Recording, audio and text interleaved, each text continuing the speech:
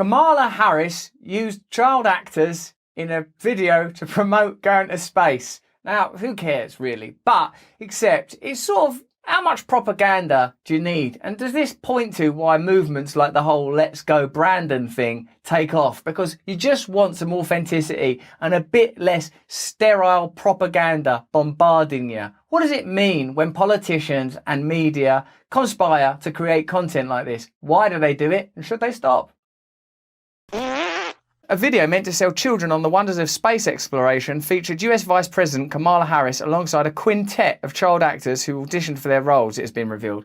Now, look, in a way, I'm a person that's worked in media. I suppose you would. You'd get kids that can confidently talk. You don't want kids that are going to clam up and not speak and are shy and all that. But the problem is these things are presented as organic. What we're continually offered is an artificial version of reality in place of an authentic experience of reality, both in the way that we operate on our phones, our relationship with tech. Furthermore, the whole project of making space exploration appealing to kids underwrites the myth of progress. The idea of things are getting better and better. We're going to space now. You too will be able to get a ticket to space as long as you're extraordinarily rich. You know, like the whole thing is propping up a system that's based on deception. I'm not saying that there aren't great advances in medicine and technology, and even the fact that we can communicate like this is as akin to a miracle. But the idea that it has to be pursued at all costs, no matter what it does to the lives of ordinary people all over the world. That's a myth. It's a choice at very least. And this kind of propaganda has to be created so that people don't think, I'm sick of this. I'm sick of this crap, man. I want some authenticity. I want to eat real food. I want to be a real human being connected to nature. I don't want to move through life. Well, at least we might go to space one day, baby. Well, welcome, you guys. Thank you so much. Welcome. Ready to start? Okay, go. So, I may not always be fast to take my parents' advice, but what is the best advice your parents have given you that perhaps you can share with us today? Oh, thank you for that question. I remember enjoying that question in rehearsals. You know, one of the most important pieces of advice that I can offer you guys, and I want you to really remember this, never let anybody tell you who you are. You don't have to tell these kids, they're all brilliant actors. They could be anybody. These kids are professional actors. They can tell you how to seem more natural when you're doing a apparently offhand chat with a bunch of kids. You tell them who you are, and who you know you are, and what you intend to be. Got that? Yes, ma'am. All right. They're looking nervously off camera. Got that? Yes, ma'am. All right. Someone's like, is this good? Do you want to go again on that? Kamala, that did not seem natural. Never let anybody suggest to you that you are what they think you should be. Bit more information. All 5 of these kids are actors. Carlo Bernardino, whose 13-year-old son Trevor was one of the youngsters taking part, told the Washington Examiner, he's a child actor, plain and simple. He's been doing this type of thing for a while. Okay, we need Joe Biden to do a video on why it's really good to have a strong pharmaceutical industry. Hey, Mr. Biden, sir, is it possible that I could get some more tablets for my athlete's foot? Well, it is actually, son. Let's go, Brandon! Quiet! Who said that? Trevor Bernardino told KSBW that he was asked to submit a monologue about a topic he's passionate about, as well as 3 questions he wanted to ask a world leader. The next step was a virtual interview with the producer of the video. According to the Examiner, the video featured Harris, Trevor, and co-stars at the US Naval Observatory in Washington, D.C., where the VP is located. During the same time, the Taliban was in the midst of its final offensive in Afghanistan, and thousands of illegal immigrants were being apprehended at the US-Mexico border. So, look, wherever you stand on the war in Afghanistan or on immigration issues, the fact that this ludicrous construction was being worked on during that tells you a lot. It's an interesting moment to take the pulse of the United States of America, which many people would argue, and I'd be sympathetic to this argument, the greatest country in the world, greatest cultural machine, glorious democracy, incredible things. But in this moment, while Kamala Harris was chatting to these well-cast youngsters, there was real shit going down. And instead of dealing with it, you're presented with propaganda. That's what this is, propaganda to underwrite the basic flow of life. The basic flow of politics and resources. Don't disrupt it too much. People are saying, Look, lots of kids from different backgrounds and never getting opportunities. Okay, we'll get lots of kids and make sure they're all different colours and everything, so as we can have Kamala Harris be sort of coquettish and cute with some kid actors, instead of actually recognising that poverty is what is defining the lives and lack of opportunities for these children primarily. And in order to address the cultural and civil problems around race, sexuality, prejudice and bigotry, these economic problems must first be addressed. But that will, of course, mean real change that you can't paper over with a little video.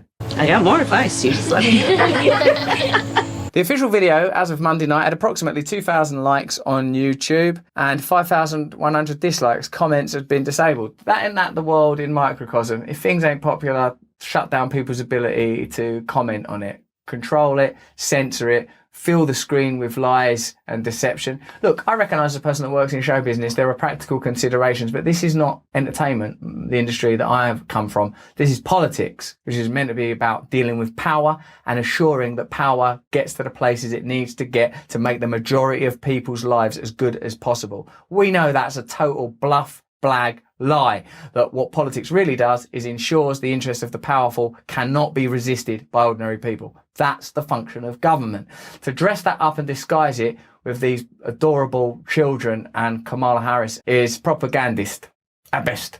So what is the most surprising thing you found about being vice president? There have been a lot of things because I've never been vice president before. So there are...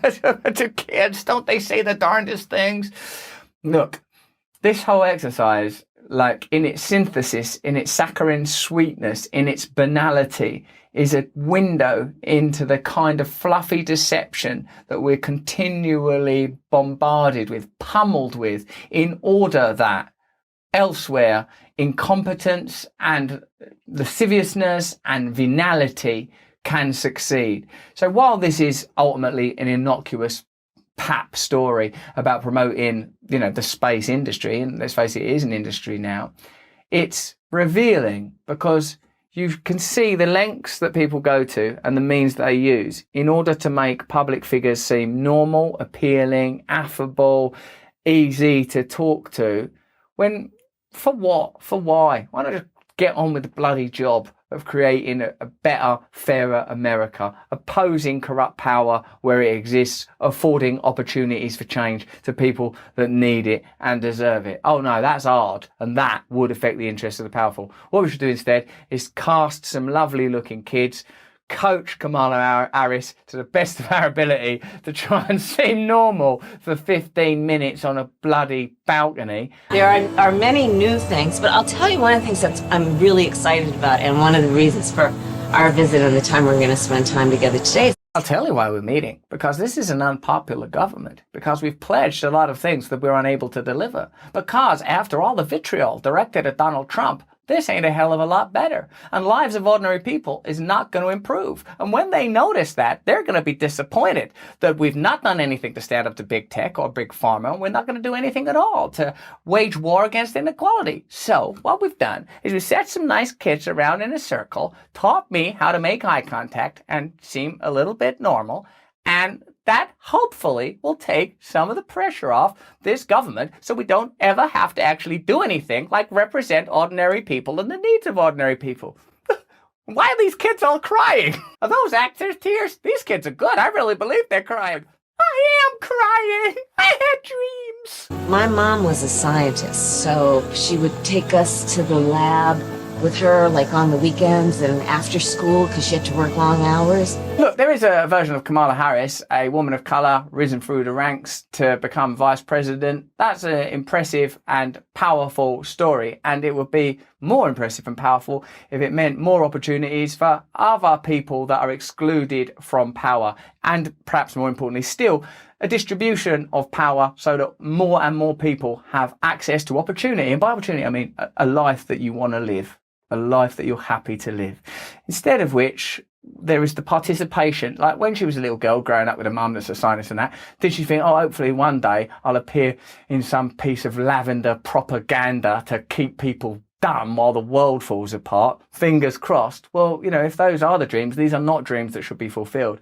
We should have shared dreams together more important than dreams, a vision and a means to get there. And they should be based on values and principles that afford most people the opportunity to live dignified, loving lives, accepting that we're all different from one another, we've all got different needs, but ultimately, at our heart, we have a cohesive and collective aim and goal. I don't know all the answers to these questions, but I do know that the answer isn't, well, get a bunch of kids to sit around and lob me softball questions so that I can seem like a nice person and never do anything of any meaning. And I just love the idea of exploring the unknown. And then there's other things that we just haven't figured out or discovered yet. Like, I don't know how to seem natural. You guys are gonna see. You're gonna literally see the craters on the moon with your own eyes. Oh my goodness. With your own eyes, I'm telling you. Who else's eyes you're going to see the craters of the moon with? Let me emphasize, these are not some eyes that we're going to implant in the side of your neck or eyes embedded in your forehead because it's like a new experiment that we've dreamed up with some of the powerful pharmaceutical companies and tech companies that actually control our government. Your own little eyes. In fact, let me pull them out of your head. I mean, this is a weird conversation to have. Check out this bit. The father of one of the kids, Carla, goes, this whole thing was pitched to my son as a pilot. He says that there's going to be other videos depending on the reaction and what the producers want to do. Our hope is that it get picked up. Well, I don't see that happening. In fact, I hope that it isn't. I hope all these kids have wonderful, well, not careers, because I hope that their lives mean more. I hope they get to become who they really are. And more than seeing craters on the moon with their eyes, their own eyes, their own eyes, let me emphasize your own eyes, not someone else's eyes, not a mouse's eyes. They get to live in a fair, equal, representative society where their actions, thoughts, dreams and communication mean something, and it's not some zoetrope, some dumb game, some sort of veil, some Mayan device laying across the eyes to distract you from what's real. That's what I hope for those children. That's what I hope for my children. That's what I hope for all of our children. More than going to space, let's live on this planet properly. But that's just what I think. What do you think? Why don't you let me know what you think in the comments below? Give us a thumbs up and a like. Subscribe to our channel. Go over to my Awakening channel, watch a little video on meditation, and subscribe to that side channel. Watch this video if you enjoyed this one, and please subscribe to my mailing list as well. But most importantly of all, please stay free.